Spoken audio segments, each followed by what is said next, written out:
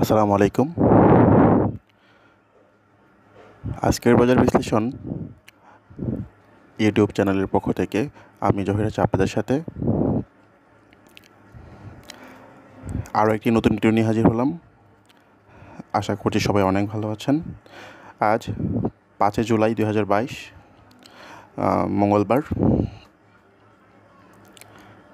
আজকে আলোচনা করব আজ 5 তারিখ মঙ্গলবারের বাজার কেমন যেতে পারে।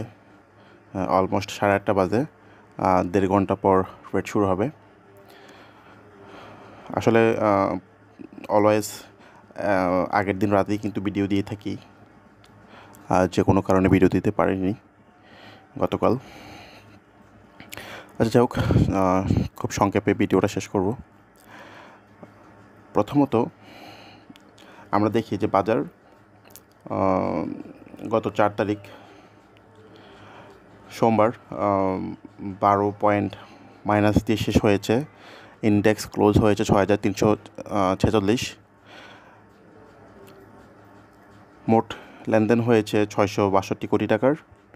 দর বেড়েছে 149টি, কমেছে 184টি, আর অপরিবর্তিত রয়েছে 50টি কোম্পানির। ভালো করেছে টেক্সটাইল, ইঞ্জিনিয়ারিং, তারপর হচ্ছে ফার্মা অ্যান্ড কেমিক্যাল। এখন আমরা যদি একটু ডিএসই ইন্ডেক্সের ক্যান্ডেলটা দেখি,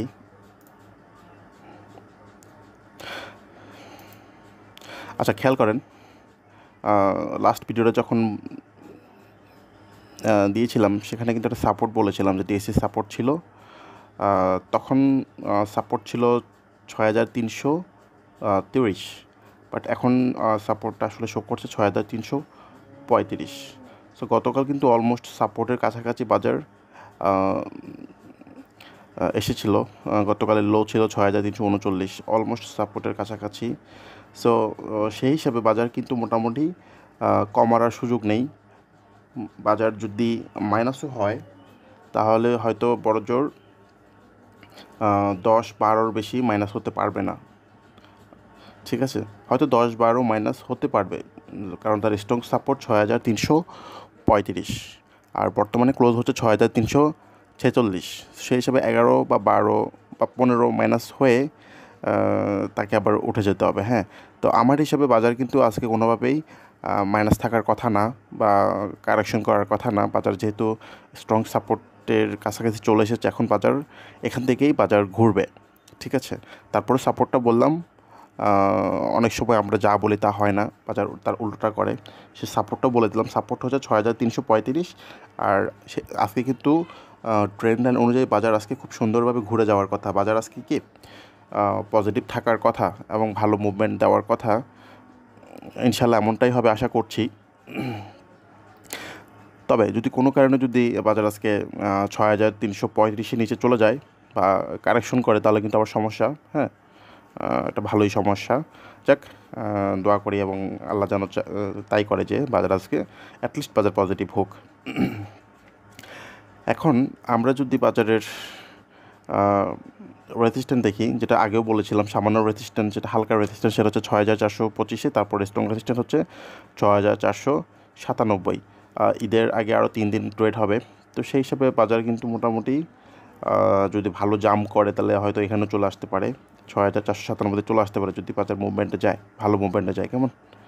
এনিওয়ে, আজকের দিনটা আসলে অনেক ইম্পর্ট্যান্ট আসলে ডিএসসি সূচকের জন্য, কারণ আজকে তাকে অবশ্যই করতে হবে,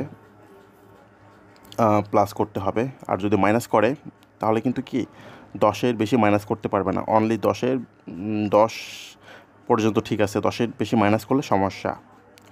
আচ্ছা, এখন যেটা হচ্ছে কিছু শেয়ার নিয়ে একটু আলোচনা করি। অলরেডি কিছু শেয়ার বেড়ে গেছে, তারপরে এগুলা ভালো করবে, যেরকম আমরানেট, অ্যাপোলো ইস্পাত, বিডি ল্যাম্প, বিডিতে ফুডে একটু দেখেন, অনেক দিন পর গতকাল ভলিউম পেয়েছে প্রায় 16 লাখ। এখন এটা বেশি ভালো করবে কখন বলি, যদি এই শেয়ারটা, এই যে তার রেজিস্ট্যান্স 39 টাকা 10 পয়সা, এটা যদি সে ব্রেকআউট করে তাহলে কিন্তু শেয়ারটা বেশি ভালো করবে। তাহলে হয়তো আপনারা এটা আবার 50 টাকা পাবেন। ঠিক আছে, সো 39.10 ব্রেকআউট করলে আপনারা কিনবেন। আচ্ছা, এরপর সিবিওটা দেখেন। সিবিও কিন্তু অনেক লম্বা কারেকশনের পর গতকালের ক্যান্ডেল অনেক ভালো ক্যান্ডেল, দোজি ক্যান্ডেল করেছে। সিবিওটা আবার 210 টাকা যাবে এখান থেকে, এটা গ্যাপ দেবে, ছোটোখাটো গ্যাপ। তারপর অনেক দিন পর ফুয়াংপুরটা ঘুরেছে। চার্ট হিসেবে ফুয়াংপুরটার অবস্থা খুবই ভালো। তবে ফুয়াংপুরটা যদি আবার 25 টাকা 60 পয়সা ব্রেকআউট করে তাহলে কিন্তু 28-29 খুব তাড়াতাড়ি চলে যাবে। এরপর আছে কেডিএসটা ভালো করবে। কেডিএসের টার্গেট হচ্ছে 66, 66 টাকা টার্গেট, 66-67 টাকা টার্গেট। তারপর এমএল ডাইংটা খেয়াল করেন। এমএল ডাইং এই যে তার রেজিস্ট্যান্ট 25 টাকা 20 পয়সা, এটা যদি ভাঙতে পারে তাহলে তার পরের রেজিস্ট্যান্ট হচ্ছে এই যে অলমোস্ট এইখানে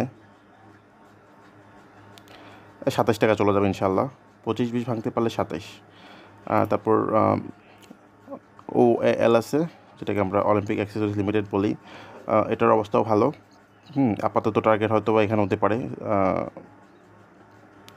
13 থেকে 13.50 হচ্ছে আপাতত টার্গেট। আর এদিকে প্রিমিয়াম সিমেন্ট, তারপর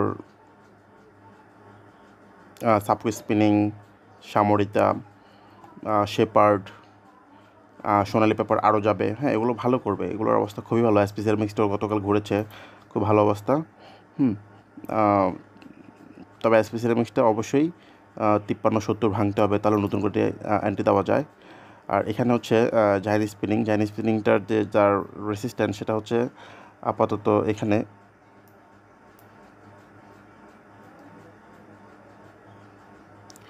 এই যে 12 টাকা 40 পয়সা। 12.40 যদি ভাঙে তাহলে এটা আবার নতুন করে রান শুরু করবে। আপাতত টার্গেট 12.40, যারা আগে কিনেছেন 12.40-এ প্রফিট নিয়ে নেবেন। সো আসলে ভিডিও বেশি লম্বা করছি না, সবাই অনেক বেশি ভালো থাকবেন। আল্লাহ হাফেজ, আসসালামু আলাইকুম।